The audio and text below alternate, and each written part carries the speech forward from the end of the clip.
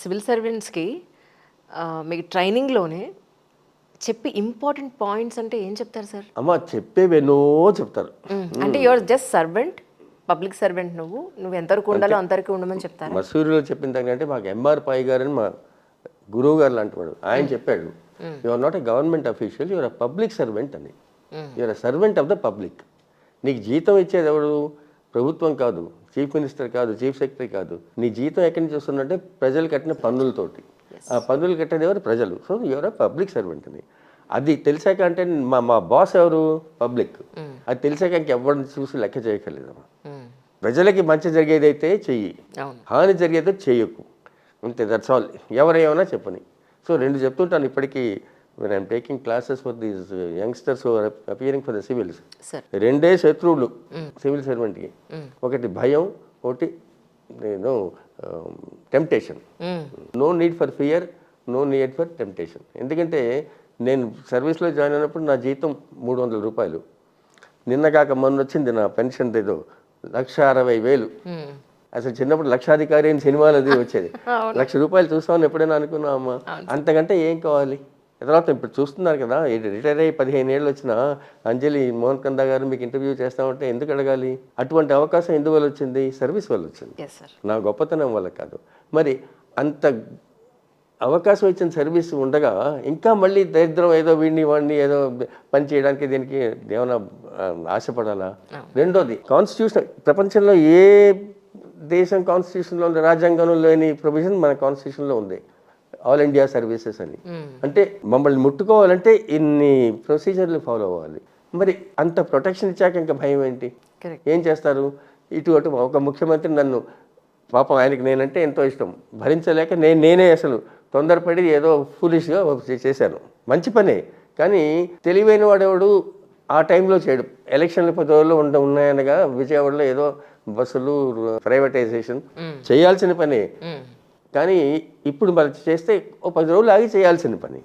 ఎలక్షన్లు ఉండగా అప్పుడు అంత ఆయనకి ఎంతో ముఖ్యమైన వాళ్ళ మీద అలా చేయడం, అది వాళ్ళకి వ్యతిరేకంగా చేశాను. మరి ఆయనకు తప్పలేదు. కానీ పిలిచి మర్యాదగా, ఆయన అంటే చండశాసనుడు ఒక ముఖ్యమంత్రి, అసలు ఆయనతో మాట్లాడడానికే ఆయన దగ్గరికి పిలిచి నచ్చజెప్పి నేను ఇలా చేస్తున్నానని చెప్పి పంపించాడు. అది పనిష్మెంట్ కోసం కానీ అందరూ అనుకున్నారు. కానీ మొన్ననే ఇప్పుడు మీరు అడిగినట్టే ఎవరో, మీకు అన్నిట్లోనూ నచ్చిన పోస్టింగ్ ఏంటంటే మీ సర్వీస్లో అంటే అది ఫిషరీస్ కార్పొరేషన్. ఆ 1 ఇయర్ నేను ఎంజాయ్ చేసినంత ఎప్పుడూ చేయలేదు.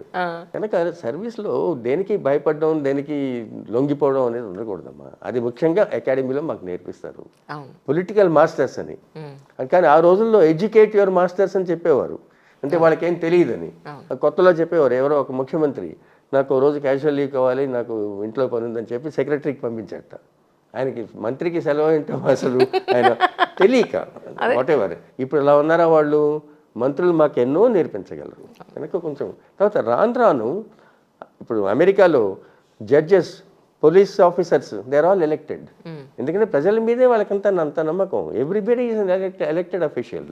సో అటువైపు వెళ్ళాలి. కానీ మా పవర్స్ ఏదో పోతున్నాయి, IAS officers are becoming weak and meaningless, ministers are interfering ఏంటి? అది ఆయన ప్రభుత్వం.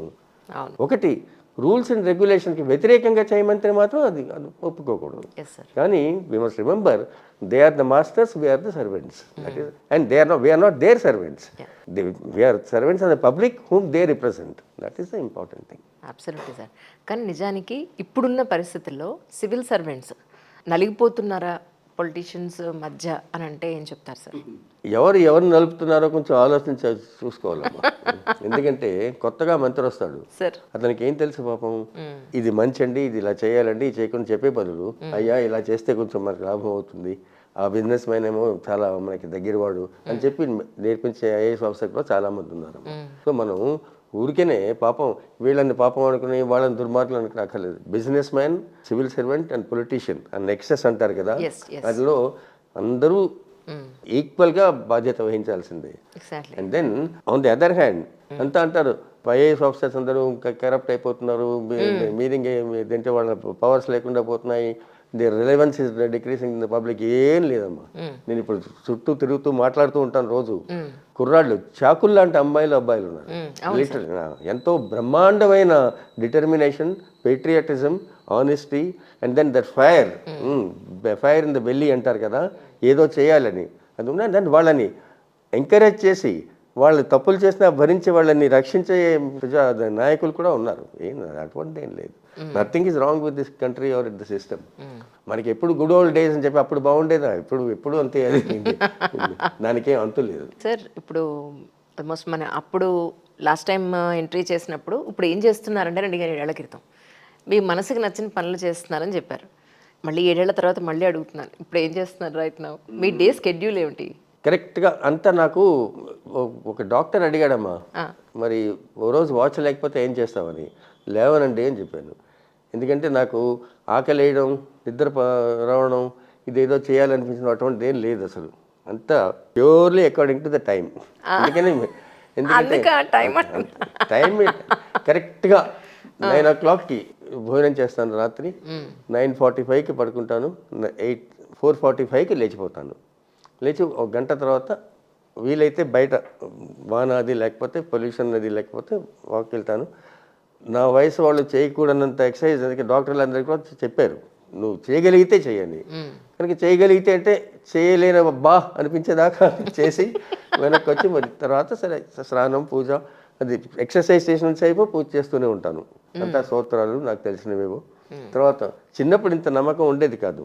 నా 19వ ఏట ఏదో అనుకోకుండా కెమిస్ట్రీ ఎక్స్పెరిమెంట్ ఏదో చేస్తుంటే మరి కొన్ని అలవాట్లు రకరకాలు ఉండేవి కదా, బయటకు వెళ్ళాను సిగరెట్ కాల్చుకుందుకు. వెనక్కి వచ్చేటప్పటికి అదేదో కొంచెం కదిలిపోయింది. అది ఢిల్లీ యూనివర్సిటీలో ఒక సబ్జెక్ట్లో పోతే 2nd క్లాసే ఇస్తారు. సో నా లైఫ్లో ఫస్ట్ టైం బీఎస్సీ ఆనర్స్ మ్యాథమెటిక్స్లో 2nd క్లాస్ వచ్చింది. అప్పుడు నాకు దేవుడు జ్ఞాపకం వచ్చాడు, అమ్మో అని చెప్పి అప్పుడు తిరుపతి వెళ్ళాను. తర్వాత ఒక 50 ఏళ్ళైనా తిరుపతి ఎప్పుడూ ఎక్కి వెళ్ళడం, అంగప్రదక్షిణ చేయడం అని చేశాను. సార్ ఈ పూజ అది చేస్తాను. First half of the day అంతా సీరియస్గా పనిచేస్తానమ్మా. ఈ రాసుకోవడం, హన్స్ ఇండియాలో ఎవ్రీ వీక్ ఒక ఐ రైట్ ఎ కాలమ్.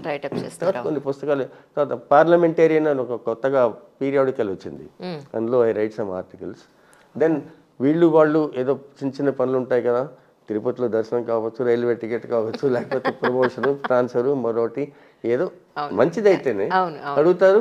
దేవుడి దయ వల్ల 2 స్టేట్స్లోనూ, తెలంగాణ అండ్ ఆంధ్ర అండ్ ఢిల్లీలోనూ వినేవాళ్ళు ఉన్నారు, విని నచ్చితే చేసేవాళ్ళు ఉన్నారు.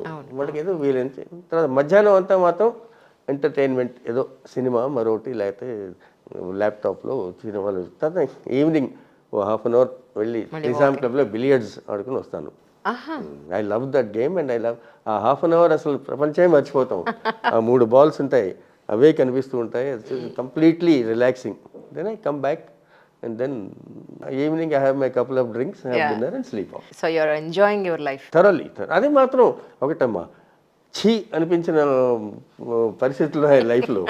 తర్వాత భరించలేనంత, అంటే ఇంకా వాడు పేలిపోతున్నంత కోపం వచ్చిన పరిస్థితులు ఉన్నాయి. కానీ ఎప్పుడు I was never unhappy. I may have been miserable, I may have been very angry, but never unhappy. ఎందుకంటే మా నాన్నగారు చెప్పారు, నేను పెళ్లి చేసుకుని ఐఏఎస్ అయ్యాక వెళ్తుంటే ఏం చేయమంటావు నాన్న అంటే బీ హ్యాపీ అన్నాడు. అంతే. అది మాత్రం నాకు ఆల్వేస్ రిమైండ్ హ్యాపీ మ్యాన్.